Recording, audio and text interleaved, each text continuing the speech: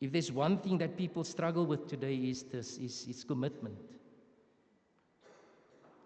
That's why young couples, they will rather live together than get married, because it's all about commitment. They don't want to commit to marriage because if I want to leave on my terms, I can leave.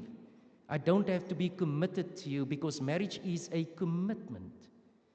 People struggle with commitment all over the show. Am I right? Do you understand that? But commitment in a biblical sense is a response to God. We struggle with commitment in the church. We struggle with commitment in the church.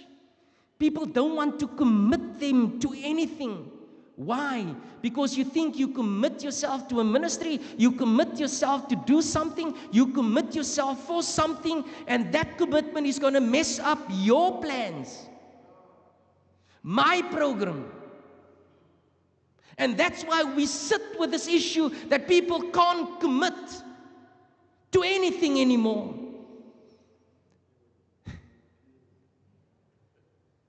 But let me tell you, the kingdom of God is always going to mess up your plans. It's always going to mess up your program. When you make a commitment, you don't commit to the choir, you don't commit to the woman, you don't commit to the men or the youth or anything else. You don't commit to be a deacon or an elder. You make a commitment to God. If you start with God, your commitment is to Him, who says, I am always committed to you.